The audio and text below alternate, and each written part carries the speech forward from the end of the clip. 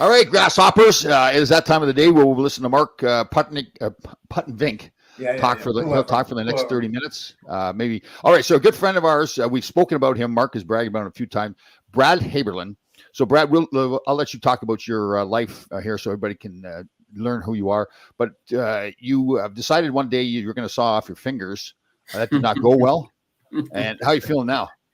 Yeah, like I said before, I'm feeling with this hand now, There you go. Good. No, I'm feeling good. The nerves are still generating back. So, good. Still have that nerve pain coming back and everything, but I use it functionally. I use it for everything that I need to. I work out. I tie my shoes, get dressed. I do everything functionally that I need to use it for. So the idea is it's going to get better and better all the time. All the nerves are regrowing. I mean, I think I'm kind of pretty much peaked out on, the movement capabilities and stuff like that. We're talking about subsequent surgeries, but the risk to reward, I don't think is really there because there's nothing that I'm going to be able to do that I can't do now if I'm going to be able to extend these two fingers a little bit more. Right. I show you because these, they got these three back on the thumb, so I have some movement there, but, this is fused. This is fused. So if they do a capsulectomy and cut these two knuckles so I can extend these two fingers, I mean, I'm not going to be able to really do anything else that I can't do now. Right. So how long ago was the accident? It was a couple days before Memorial Day last year. Right. So I was in the hospital for 16 days. I almost lost it. They had to take veins and arteries out of my foot for the replant. And you had to monitor it and listen to the beats every hour for the whole time. And then I almost lost a thumb. So they had to cut half of my thumbnail off and they were doing leeches. So I was on leeches for about 10 days every hour for the first 4 or 5 days. And they, every 2 hours, every 4 hours and so on and so forth. But the leeches kept the circulation going and actually saved my thumb, which was a good thing. I wound up being the attraction at the hospital. Every round of doctors that came in with their students, hey, we're going to show you this guy now. He's got leeches on. So it was cool though. Yeah, that's funny. So again, this is Brad Haberlin, a good friend of Mark Puttenvink. I just met him. Heard a lot of great things about him. He had an accident, like you said last Memorial Day. Decided to saw off his fingers. And you know what? That's bad. You couldn't even saw him off totally, right? So you can't do. You're not a very good carpenter. Right? No, they all came off. They were. They're all off. Completely off. Below the knuckle. Wow. Yeah. So when I found the three middle ones, they were actually still together behind my shed. The pinky I found right away. The thumb I couldn't find.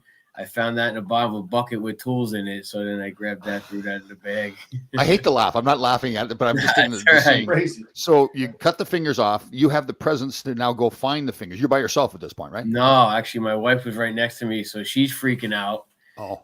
And I'm trying to calm her down. Right. And she's like, I'm like, listen, I said, this is bad. You have to calm down. I said, you got to go inside, get the baby and the keys. I got to find my hand. We got to go to the hospital. So she comes back out with the baby and the keys. And at that point, I found my pinky and the three middle fingers. So I'm like, listen, I said, I'm finding them. I said, go inside, get a bag of ice. She's like, I'm just going to call 911. I'm like, all right, call 911. So she calls 911. I can't find a thumb anywhere. I'm like, the thumb's the most important one. So I'm not leaving here without the thumb. I'm like flipping over siding. I'm flipping over wood. I finally found the thumb in the bottom of the bucket. I threw that in the bag. So then as that happens, the EMT kids come up, and I'm from a small town in Jersey. So there's all young volunteer kids. So blood squirting all over the place. Right. So I take the bag with the hand in it. I give it to the kid and he's like, no kidding. Oh, man. You're in shock. You're in shock. I'm like, I'm not in shock. I'm like, you're in shock. Yeah. Said, we gotta go, man. This is time sensitive. So then you stayed composed that whole time. Yep. Yeah. You have to. Wow. Otherwise, well, yeah, I know. It's nice to say you had to. Like I remember, it's not even a comparable story. My son, he's 29 now, about to turn 30. Probably like 7 or 8 years old. He was fooling around and jumped off a trampoline and hyperextended his elbow, so his elbow was bent the wrong way when he came to the door. Oof. I know. So for me, I was good because I knew I had a mission. I wasn't going to call 911. I wanted to get him to the hospital right away. So I was under control and fine. Once I got him into the hospital and the doctors and nurses took over, I just started bawling. Like I just lost it. So I felt like, okay, I had to be under control for him. But then once I got him there, then I could let go. Man, it's so for you to keep again, I know you had to, but still to be able to do it. So you were in the military as well, right? You did No, just law enforcement. I was never in the military, but a lot of my family were military. So. Right. So you've had training, like training your mind and strengthening yourself and everything. Okay. Yeah, my first day of corrections, I seen a guy get his face filleted open with a knife. It was like a blood Latin King like beef over a radio or something like that. Right. So I was like, oh, so this is what we're doing, huh? Okay. Oh, wow. Yeah. So you get you got to handle situations like that. I guess when it's yourself, you kind of not sure how you're going to react, but they say most of the time when people actually die from stuff like that, it's because they're by themselves and they pass out and they can't handle it and they bleed out, So right. But wow, it's a great story. It's too bad you had to go through it, but it's a fantastic. I'm actually I shouldn't tell you what to do, but you go on the speaking tour now and speak to people about fighting through things and what you went through in your mindset and all that. So cool. I've been through a lot in life, so I kind of it kind of like at the point where problems happen every day, and especially in my business, I have a mortgage company, so there's fires to put out all day.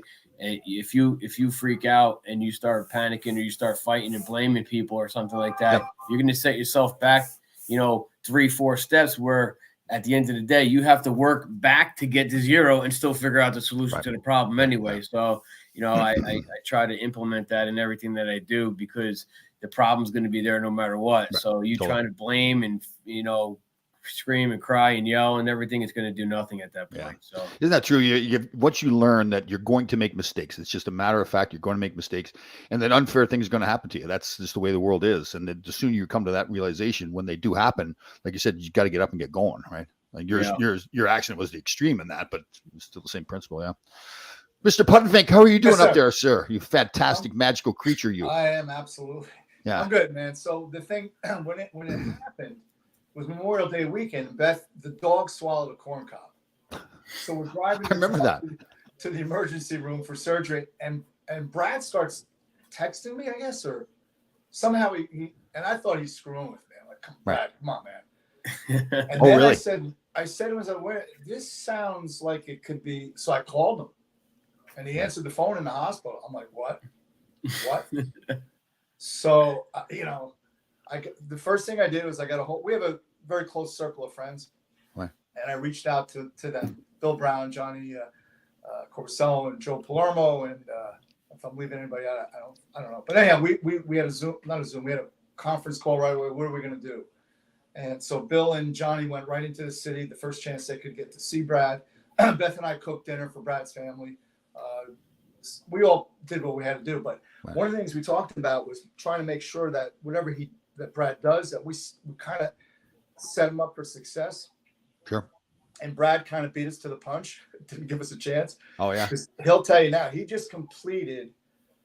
Well, Brad, tell him what you just did 2 weeks ago. So the Bataan Death March was, from World War II, where Japan tried to take over the Philippine Islands, and a lot of soldiers died during that. They marched from about 60-something miles to a POW camp, and they were POWs for about 3.5 years. So they do a Memorial Death March out in New Mexico every year at White Sands Missile Range. And there's a light, and there's a heavy, there's a half, there's a full. So the full heavy, I did the full heavy civilian division, which is a marathon. It's 26.2 miles. I crossed with 45 pounds, so I wore the rucksack. So I carried about 48 pounds the entire time. It's in the high desert in New Mexico, so you're about 5,000 foot up, and you're dealing with a lot of sand and rock, stuff like that. So Mark came down to corner me to one of my fights in Florida. So I was fighting again and stuff. And obviously after this happened, I couldn't train for a fight out. So I always want to try to put something on the calendar to try to push myself and train for something. And a buddy of ours who's an Army Ranger, Joe, was telling us about it. And I was like, I'm doing it. And then unfortunately the other guys couldn't make it, but I followed through, and I booked my flight. I went out there, flew out there on Saturday. I did the event on Sunday, and I flew home on Monday. So I completed. Hold up. He makes it sound like I know. Checked into the hotel. Yeah. Tell him about the nightmare travel part of it, Brad. Yeah. And your conditions. It wasn't in a hotel. No, they had this like gym set up like army barracks because a lot of people that do it are military. So, so yeah, I flew from LaGuardia to Charlotte to Dallas to Dallas to El Paso. Then I had to rent a car from El Paso and drive to New Mexico. I didn't get there till about 8:30. Then the GPS started trying to bring me down this one road to get on the military base, but it wound up being a missile launch test site that I couldn't get through. It's like, yeah, warning, live ammo and stuff like that. I'm like, where am I going? You know what I mean? So I hooked up with these people on this Facebook forum. They actually picked up my packet the night before because they were there for a week camping out. So I'm like, I don't know. They added a leg to my flight. So I'm like, I posted on the forum. I'm like, I don't know when I'm going to be able to get there to get my packet because you need to get your clearance to get onto the base. Right. So they picked up my packet for me. So I hit them up and I was like, I can't get onto I can't find my way there. And you're in the middle of nowhere. So there's no one to ask. There's no stores or anything. So he GPSed my coordinates and he directed me how to get there. So I didn't get there till about 8:30 at night. So now I'm trying to unpack my ruck. I'm trying to pack everything that I need. So they play taps at 10 and lights out. So it's like, you know, in my academy for law enforcement, where we lived there, it was more militant, you know, academy style where we stayed in barracks and stuff down at the New Jersey State Police Academy. So, you know, so it's like set up like that. And when lights are out, you're not turning the lights back on. So now I'm trying to pack by my phone. So I get pretty much close to being done by around 12. I'm like, I'm going to sleep for a couple hours, try to sleep. Some guy's snoring like a banshee next to me. I can't sleep. So I go out in the car, sleep for like an hour and a half. It was like 30 degrees out, slept in my car, come back in at like 3 o'clock in the morning, finish up, and then walk down to the opening ceremonies at about 5. And then so I was off like maybe like 2 hours sleep or something like that. And you did a full marathon with a 48-pound rucksack. Yeah, about 40. I crossed the 44, but at that point my Camelback was empty, so I was about, you know, my food was gone. So it was about 48. Wow, that's cool. What does your wife think of all that stuff with that spirit that you have? She thinks I'm out of my mind, which you know, most people, you know, that I tell them I'm going to do, they're like, why are you doing that? Right. But and that's a good thing about having a group of guys like Mark and Will and, you know, and Joe and John. Like, these guys are like, you know, the elite of the elite. You're talking about Army Rangers and Navy SEALs, and, you know, obviously Mark's resume of his history of, you know, corner and boxing fights, and you know helping in NHL teams and stuff like that. So these guys, don't forget the piano. And the piano. Yeah. And these are the guys that, like, when John and Bill came into the hospital, like, they weren't like, oh, I'm sorry, woe is me type of stuff. They're like, we got to figure out what we do when you get out of here to start working out again. Yeah, that's the mindset. And I try to explain to people, like, you know, relationship, people would be in your life for, what do they say, a reason, a season, or a lifetime, right? Yeah. So, you know, depending on what it is, you got to take the good, the bad, and everything. But it just because you're friends with somebody for 20 years doesn't mean that you're progressing in the same direction. You know what I mean? And I need to be around people that are in that type of mindset, because that's where I want to go. Oh, I love that. I love that. Yep, absolutely. It's unfortunate once you start living the life that you're living, the people that don't feel that same way about life kind of drift away from you, right? And now they're replaced by new people that really, really feel the same way you do about life. So that's cool. Yeah, I mean, you know, and just because, you know, you don't have to not be friends with them anymore, but you're just not going to, you know, have them in your daily, you know, routine in your daily life. But, and then, you know, and I try to tell people, you know, oh, I don't have support. Well, this day and age, you can go on to Facebook and find a support group for anything. You want to learn how to play an instrument, you want to know how to do a sport, you want to learn how to whittle wood, anything. You can find somebody that has commonalities now. Right now is the easiest time to find somebody, a group of people that have, you know, that have support. I was lucky to stumble upon, you know, this group of guys. But, you know, you as an athlete, Tom, know that momentum is fast up or down. You know, you see these underdogs, and then a couple plays start going their way, and all of a sudden they beat a team that they should never beat because of momentum. So, and I try to explain that you know, it's fast up or down, and if you stop doing what you're doing, you're not stagnant. You're not just sitting there doing nothing. You're regressing at that point. Yeah, totally. So I just try to keep the foot on the gas and try to, you know, always have something to train for and always have something to push myself for. Right? I know. Get myself out of my comfort zone, you know, to grow. That's cool. I saw a video a couple weeks ago. This guy was his message was trying to be good. He's at a round table. He's talking. He's saying, listen, you can't live by life saying, okay, I'm going to retire at 65 and then I'm going to start living my life, having fun all life. No, you should live like that your whole life. He said, because at 65, your body stops working. And that enraged me. Like, I was like, I'm 65 on Saturday. I turned 65 and my mission is to get better every day. I can just show, I'm not mad at him for what he said, but it's like the message you're sending out to people now is the same thing. Keep moving. Don't give in. Always try new things, try new adventures, meet new people, improve yourself all the time. I've met this fantastic woman. She's a Christian, so she's got me into establishing a relationship with God. And I never thought I would have done that before, but it's another thing that has made me better in my life. So it's fantastic. Yeah.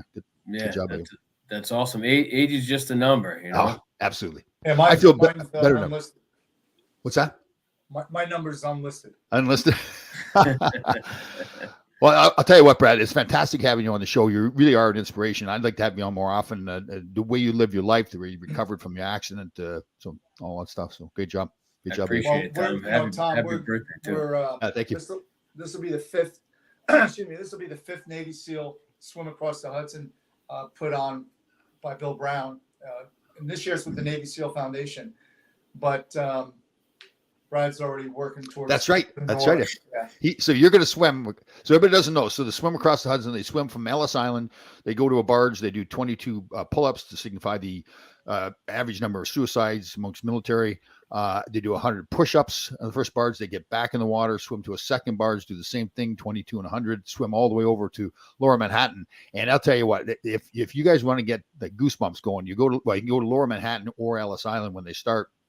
So you got about 200 Navy SEALs just with these tiny little shorts on. They're all got a flag over their shoulder, and they're playing the bagpipes in Lower Manhattan. It's like, oh my God, if you don't get goosebumps going, it's incredible. We remember, was it 2 years ago? Must have been, there was a rumor that Antifa was going to try to stop the march. And I'm thinking, oh yeah, right. Antifa's going to show up here with these guys. You know, it's pretty cool. That would have been a bad decision. Yeah. Let me just preface, and I don't want to say too much, but I did get a call from somebody that we all know who I'm talking about. Yeah. He said, hey, can you go get 60 aluminum flag poles? I'll leave it at that. But there was going to be a gauntlet. Oh, that was funny. I tell you, really, some of them, they make speeches before they leave. They actually do push-ups over there, right? There's no pull-up station at Ellis Island. Right? Oh, there is? There. Oh, okay. All the way through. And then they're at the monument. So it's Liberty State Park with the two walls, right? It's got all the names of the people that were killed. Fallen Towers. Fallen Towers. So and when you look through the walls, it looks right at the site of 9/11, correct? It's really cool. Yeah. Great stuff. Yeah, it's a good event. If anybody wants to come down, it's August 19th this year. Come down and to check it out. You know, it's a good event, definitely. Oh, very emotional, very patriotic, yeah. Well, Brad, we'll let you go. Great to have you on. We'll have you on again. I'd like to follow your journey of getting ready for the swim as well. That'll be fantastic. So thanks, Tom. I appreciate it. Thanks for having me on, guys. Good. All right, guys. Take care. Touch you later, Brad. Wow, what a man he is. Yeah, you know, it really makes you go, I feel pretty good. Yeah, totally. Right? Nothing hurts. Yeah. Well, what I like is, he can sit around and feel sorry for himself with his hand the way it is and everything. But instead of that, he's going on doing a marathon with a 48-pound rucksack. Right? He was home in the hospital one day. I called like 4:30 in the morning. He calls me. I go, what are you doing? I'm laying pavers. Oh. Probably like this with the hand.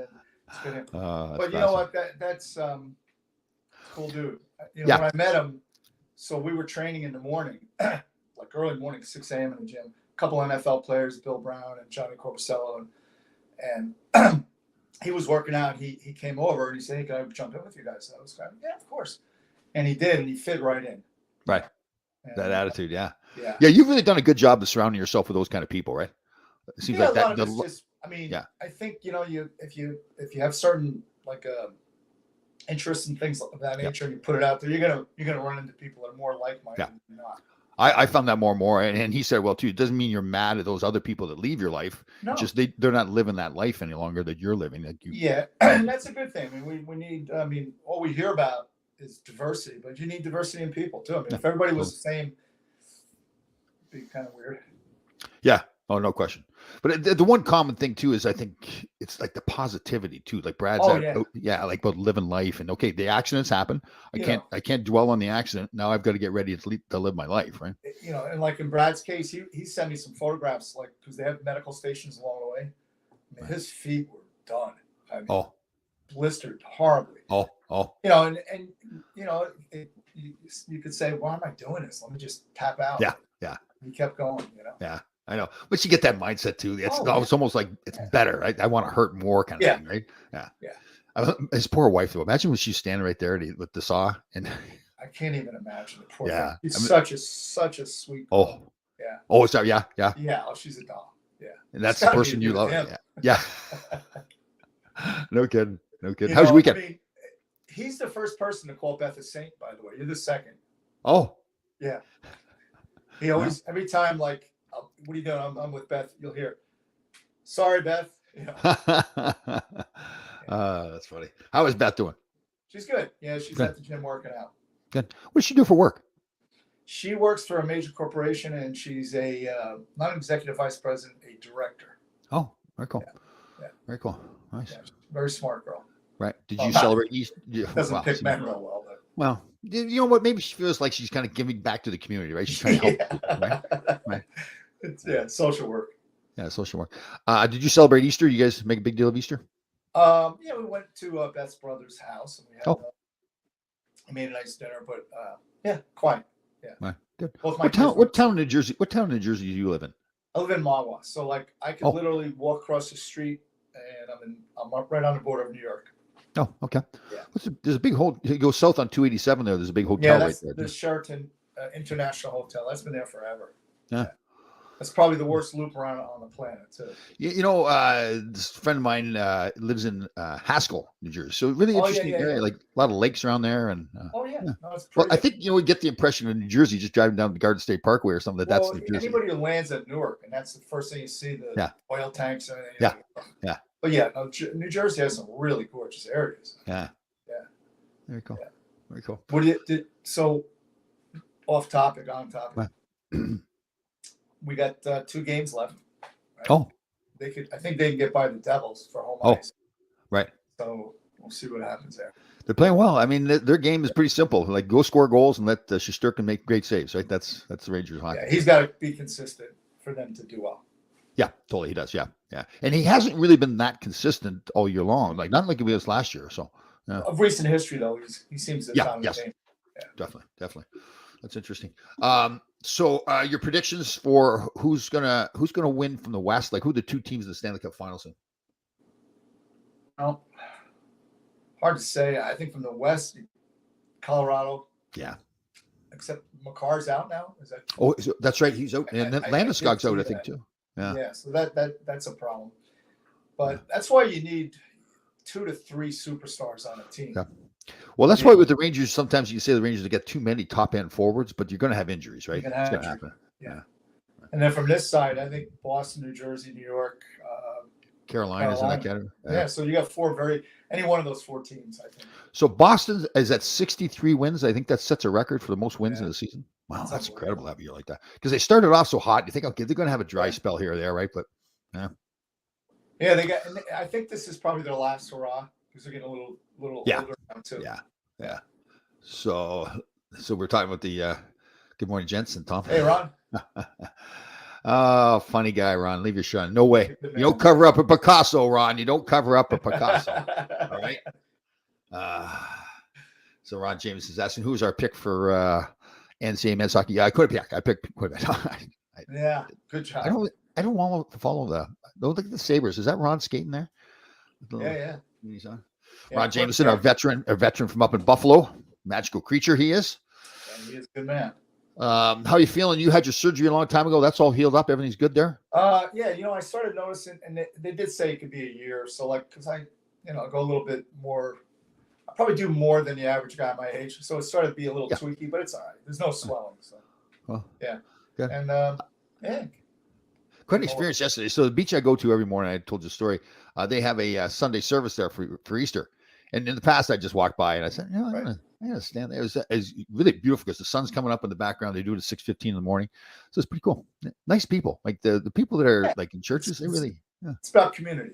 yeah, it really is. Yes, whole new Tom. When I was a kid, like you stay over your buddy's house, and wherever I stayed Saturday, the next morning, whatever it was Catholic church, Protestant church, I'd go with them. Right. Where were you raised? Catholic? Were you raised Catholic? No. So my father was raised Dutch Reform, which is a very conservative religion. It's like really strict. Oh. And when he came back from the war, he kind of went, I'm going to go. So we were Protestant, very vanilla, plain kind of religion. My parents are great people, but living on the farm, the houses are like sometimes miles apart from each other. They have these long driveways. And who are the people? They walk around with all the black Jehovah's Witness. Jehovah's Witness. Yeah. So the poor people in the summer would be walking up our driveway. I guess my parents didn't. This is terrible saying this, but they're great people. I guess they didn't want to insult the Jehovah's Witness, right? But they would make us all hide in the house. So Jehovah's Witness. I felt and it's really taught me a lesson. Just go say no, thank you. We're not interested. If you're not interested, because the poor people had to walk all the way up like 90 degrees. I think that was more common. I haven't seen that in a while. Yeah. It used to be pretty easy happening, but I'll never forget. I have that vision now of my parents hide. I remember thinking to myself as a kid, Jehovah's Witness, they're not going to do something to us. So what's going on with the dance contest? Didn't go anywhere. It may have been. I think people didn't want to. I felt like maybe it was embarrassing to get up and dance, and I said, "Well, okay." Because I got like a stack of videos to send you. I've been doing one every day. Send them. Let's go. We can get it going again. We can get it going again for sure. Definitely. Did I tell you? I did. I've talked to you since, right? We were down in Philadelphia there interviewing Mark Howe and Eddie Hospodar and because was that part of Brian Prop's? Yes. Yeah. What That's was right. The Head Start? Was that for concussions? What's the? No, I think it was for. Is it for heart conditions? I think because he had a stroke. Oh, that's right. Yeah, he's. You know what? I admire him because he's his hand is messed up a little bit from the stroke, and his speech isn't 100%, but it doesn't stop him. He's out there in public. I've done podcasts with him. Just like the guy we just spoke to. Yep. Right? Totally. Yep. It is what it is. That's a fantastic attitude, right? I mean, it's great for people to see that. Where here he is, he's cut his fingers off. He's got the composure to get the fingers, go to the hospital, and again, instead of complaining about it or whining like poor me, it's okay. What's the next step? And again, having great friends too, like you guys, to say, okay, let's move forward. You got a whole life to live, get kids. So. As we were talking earlier about trying to stay within the color within the lines and being positive and being a good person. Right. So Janelle Lycon, who's one of our warriors, she put something on Facebook that really struck me yesterday. So she was outside in the morning making pancakes. And it was pretty cold, only in the 40s. And her husband screams out and said, "Hey, are you outside making pancakes?" And her thought was, "Yeah, I'm grateful because I'm grateful to have a family to cook for." Right. And it really struck me, right? Yeah. Like she's probably freezing her ass off, but she said, "It's okay. Yeah. I'm doing this for my family. Some people don't have a family. Right. So I'm grateful that so that's pretty That's cool. Yeah. That is cool to think of that. Always find the positive stuff, right? There's always instead of thinking about the cold. Yeah, that is cool. Instead of thinking about the cold, you're thinking about how great your family is. Very cool. Very cool stuff. We are lucky people, I'll tell you. Seriously. Yeah. Very lucky. More so than we tend to think about. Yeah. And it's terrible, but you see death around us and all kind of things happening. And again, you've got to get the positive out of that. So listen, that you've got to live your life all out every day, right? Because things are going to happen. So absolutely. Yeah. That'd be fun to go do that march, the 26th, the marathon, right? To go do that. That'd be not fun to go do what Brad did. The march. Yeah, no, I'll do it. I have to train. You got to really train for it though. Yeah. Really train because Joe Palermo, who's a former Ranger, I mean, that's all they do is ruck. I mean, yeah. And he explained to Brad and also how to weigh your pack and shoes to wear and all this kind of stuff. But yeah, I'll do it. Yeah. 48 pounds that's a lot of weight to carry for 26 miles. Yeah. Half my body weight. That's right. What do you weigh? Right now, 155. Oh, yeah, man. Oh, yeah. Cool. Yeah. Yeah. Cool. All right. Bullet. Yeah, you're a speed machine. You're a vision. Sexy bugger. Sexy bugger is what you are. All right, great show. It was great having him on. We'll have him on again too as we're leading up to that. Cool dude. Yeah, he really is. He's a good man. Yeah, definitely. And we're gonna have another show for those guys, the SEALs, leading up to that. So we got a little bit of time, but we'll get Will and Big B and whoever else. Yeah, absolutely. All right, brother. Great to see you again. I'll see you next week. See you, buddy.